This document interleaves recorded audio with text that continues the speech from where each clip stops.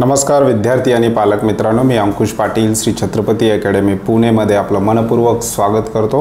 अगदी थोड्याच दिवसामध्ये नीट 2025च्या ॲप्लिकेशन फॉर्मला सुरुवात होईल तशा प्रकारची नोटीस NTAच्या ऑफिशियल वेबसाईटवर सुद्धा येईल आणि नीटच्या फॉर्मच्या डेट्स येण्या अगोदरच NTA आपलं इन्फॉर्मेशन बुलेटिन जे आहे म्हणजेच या वर्षीचे फॉर्म कशा प्रकारे भरल्या जाणार आहेत, फॉर्म भरण्यासाठी कोणकोणत्या डॉक्युमेंटची आवश्यकता आहे या संदर्भात माहिती देणारे एक कंप्लीट इन्फॉर्मेशन ब्रोशर आपल्या वेबसाईटवर पब्लिश करत असतात। तत्पूर्वी विद्यार्थ्यांना एक प्रश्न पडत असतो की नीटच्या फॉर्ममध्ये विद्यार्थ्यांनी कोणती कॅटेगरी भरायची आहे। महाराष्ट्रातले असे बरेचसे विद्यार्थी आहेत ज्यांची महाराष्ट्रामध्ये एक कॅटेगरी येते आणि सेंट्रलला एक वेगळी कॅटेगरी येते, तर त्या संदर्भात आपण डिटेल डिस्कशन आपण आजच्या व्हिडिओमध्ये पाहणार आहोत। चॅनलवर नवीन असाल तर अशाच माहितीपूर्ण व्हिडिओसाठी श्री छत्रपती अकॅडमी पुणेच्या यूट्यूब चॅनलला सबस्क्राईब करा। त्याचबरोबर नीट 2025च्या ऑनलाईन आणि ऑफलाईन काउन्सिलिंगला आम्ही सुरुवात केलेली आहे। डिस्क्रिप्शन बॉक्समध्ये आमच्या पेड काउन्सिलिंगसाठीचे नंबर दिलेले आहेत, त्या नंबरवर कॉल किंवा मेसेज करून तुम्ही आमच्या पेड काउन्सिलिंग सर्व्हिसविषयी अधिक माहिती घेऊ शकता। त्याचबरोबर अशाच प्रकारचे अपडेट्स तुम्हाला तुमच्या व्हॉट्सअपवर हवे असतील तर डिस्क्रिप्शन बॉक्समध्ये व्हॉट्सअप ग्रुपची सुद्धा लिंक दिलेली आहे। विषयाला आपण सुरुवात करूयात।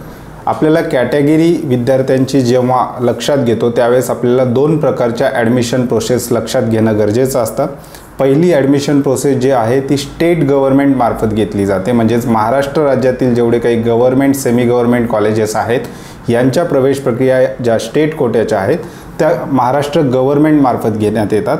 आणि दुसऱ्या बाजूला आहे सेंट्रल गव्हर्नमेंट। आता सेंट्रल गव्हर्नमेंट कोणकोणती कामं करतं तर सेंट्रल गव्हर्नमेंट नीटची एक्झाम घेणे, त्याचबरोबर नीटचा रिझल्ट लावणे, त्याचबरोबर सेंट्रल गव्हर्नमेंटच्या अखत्यारीत येणाऱ्या ज्या काही सीट्स आहेत त्याच्या ज्या काही प्रवेश प्रक्रिया आहेत त्या सेंट्रल गव्हर्नमेंट मार्फत भरल्या जातात।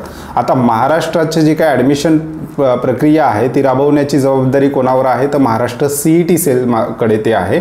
आणि सेंट्रल गव्हर्नमेंटचा जर आपण विचार केला किंवा सेंट्रल केंद्रीय ॲडमिशन प्रक्रिया ज्या आपण म्हणतो त्या कोणत्या कोणत्या वेबसाईटवर होतात किंवा कोणत्या बॉडीज आहेत ज्या महत्त्वाच्या आहेत त्याच्यामध्ये पहिला आहे NTA म्हणजे ज्याच्यावर नीट एक्झाम घेणे, त्याचबरोबर विद्यार्थ्यांचा स्कोर डिक्लेअर करणे, त्याचबरोबर विद्यार्थ्यांना रँकिंग देणे, त्याचबरोबर कॅटेगरी वाईज रँक देणे आणि या संपूर्ण माहितीसह रिझल्ट डिक्लेअर करणे ही जबाबदारी आहे NTAची। त्यानंतर जे काही सेंट्रल गव्हर्नमेंटच्या अखत्यारीत येणाऱ्या MBBSच्या सीट आहेत किंवा BDSच्या सीट आहेत या सीटच्या ॲडमिशन घेण्याची जबाबदारी आहे MCCच्या ऑफिशियल वेबसाईटवरून ह्या प्रवेश प्रक्रिया होतात। त्याचबरोबर आयुष कोर्सेस जे आहेत ज्याच्यामध्ये BAMS, BHMS आणि BUMSचा समावेश होतो यांच्या ॲडमिशन प्रक्रिया ज्या आहेत त्या AACCC नावाच्या वेबसाईटवरून सेंट्रल गव्हर्नमेंट मार्फत कंडक्ट केल्या जातात। आता हे दोन विभाग मी का सांगितलेले आहेत कारण स्टेटमध्ये विद्यार्थ्यांना वेगळे संविधानिक आरक्षण आहे ज्याला आपण कॉन्स्टिट्यूशनल रिझर्वेशन म्हणतो आणि सेंट्रल गव्हर्नमेंटचे वेगळे कॉन्स्टिट्यूशनल रिझर्वेशन त्या ठिकाणी असलेले पाहायला मिळतात। आपण स्टेटमध्ये जर बघितलं तर विद्यार्थ्यांच्या 10 कॅटेगरी आहेत, म्हणजे स्टेटमध्ये विद्यार्थी 10 कॅटेगरीमध्ये विभागलेले आहेत।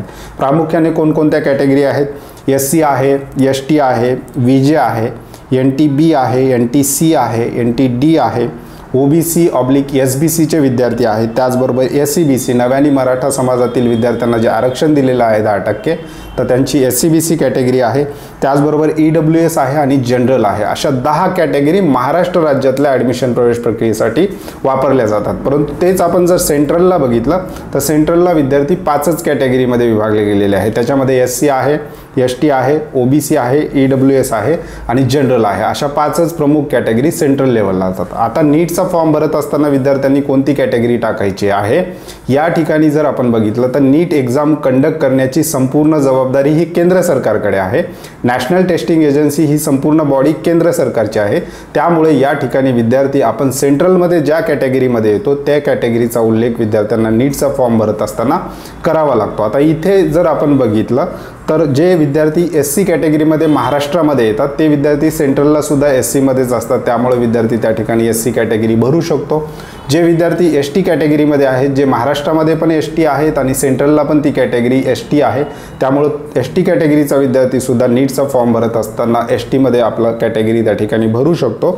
इथे या ठिकाणी OBCच्या बाबतीत थोडंसं वेगळं असलेलं आपल्याला पाहायला मिळतात।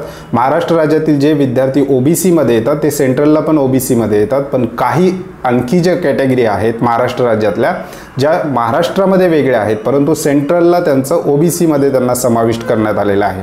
म्हणजेच महाराष्ट्र राज्यातील VJ कॅटेगरीचे जे विद्यार्थी आहेत आणि जेवढे NTच्या वेगवेगळ्या प्रवर्गामध्ये आहेत हे विद्यार्थी सेंट्रल लेवलला OBCमध्ये येतात.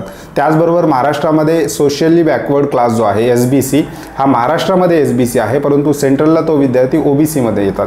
म्हणजेच महाराष्ट्र राज्यातील OBC, VJ, NT आणि SBC प्रवर्गात जे विद्यार्थी येतात त्यांना नीटचा फॉर्म भरत असताना OBC ही कॅटेगरी त्या ठिकाणी सिलेक्ट करावी लागते. त्याचबरोबर EWSच्या बाबतीत बोलायचं झालं तर EWS प्रवर्गामध्ये महाराष्ट्र राज्यात जे विद्यार्थी EWSमध्ये येतात, म्हणजे ज्यांच्या पालकांचं उत्पन्न 8 लाखापेक्षा खाली आहे आणि त्यांच्याकडे उत्पन्नाचा दाखला प्लस EWS सर्टिफिकेट आहे, असे विद्यार्थी सेंट्रलला सुद्धा EWS येतात. त्यामुळे त्यांनी EWS त्या ठिकाणी पर्याय निवडू शकतात. त्याचबरोबर SCBCच्या बाबतीत आणखी एक थोडंसं आपल्याला समजून घ्यावं लागेल. SCBCचं जे काही आरक्षण दिलेलं आहे ते महाराष्ट्र शासनाने महाराष्ट्र स्टेट कोट्यापुरतं दिलेलं आहे किंवा महाराष्ट्र राज्यात मिळालेलं ते आरक्षण आहे. सेंट्रलला ते आरक्षण मिळालेलं नाही. त्यामुळं SCBCचे जे विद्यार्थी आहेत ते नीटचा फॉर्म भरत असताना 2 कॅटेगरी त्या ठिकाणी भरण्याचा पर्याय निवडू शकतात.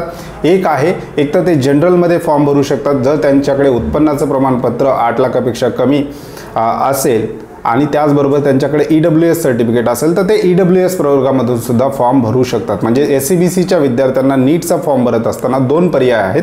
एक तर ते विद्यार्थी जनरलमध्ये जाऊ शकतात, जनरलमध्ये आपला नीटचा फॉर्म भरू शकतात, किंवा त्यांच्याकडे EWS सर्टिफिकेट्स असतील तर ते विद्यार्थी EWSमधून सुद्धा आपला फॉर्म त्या ठिकाणी भरू शकतात. अशा प्रकारे आणि जे विद्यार्थी स्टेटमध्ये जनरलमध्ये आहेत ते विद्यार्थी सेंट्रलमध्ये सुद्धा जनरलमध्ये भरू शकतात. इथे प्रामुख्याने समजून घ्यायचा मुद्दा जो आहे, जो विद्यार्थी OBC आहे आणि तो विद्यार्थी सेंट्रलला पण OBC आहे आणि बाकी इतर ज्या कॅटेगरी आहेत ज्याच्यामध्ये VJ, NT प्रवर्ग आला पूर्ण, त्याचबरोबर SBC यांना सेंट्रल लेवलला हे विद्यार्थी OBCमध्ये असतात, त्यामुळे त्यांना OBCचा फॉर्म त्या ठिकाणी भरावा लागतो. आता या ठिकाणी नीटचा फॉर्म भरत असताना कास्ट सर्टिफिकेट विद्यार्थ्यांना द्यावं लागतं का, असाही एक प्रश्न येतो. तर 2023चे ज्यावेळेस आपण नीटचे फॉर्म भरत होतो त्यावेळेस विद्यार्थ्यांना नीटचा फॉर्म भरत असताना सेंट्रल कास्ट सर्टिफिकेट त्या ठिकाणी अपलोड करण्यासाठी मागितलेलं होतं, परंतु विद्यार्थ्यांच्या अडचणी लक्षात घेऊन NTAने एका डिक्लेरेशन पेपरवर सुद्धा विद्यार्थ्यांचा फॉर्म त्या ठिकाणी सबमिट करून घेतलेला होता 2023ला.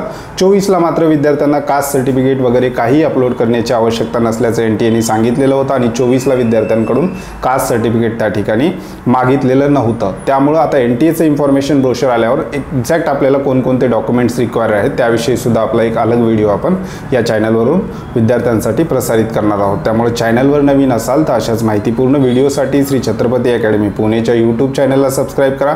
त्याचबरोबर अशाच प्रकारचे अपडेट्स तुम्हाला व्हॉट्सअपवर हवे असतील तर डिस्क्रिप्शन बॉक्समध्ये आमच्या व्हॉट्सअप चॅनलची ग्रुपची लिंक दिलेली आहे. त्या लिंकवर क्लिक करून तुम्ही सहज आमच्या व्हॉट्सअप ग्रुपला सुद्धा जॉईन होऊ शकता. तुर्तास आजच्या व्हिडिओमध्ये आपण इथेच थांबतोय. पुन्हा भेटूयात आणखी एका नव्या आणि माहितीपूर्ण व्हिडिओमध्ये. धन्यवाद.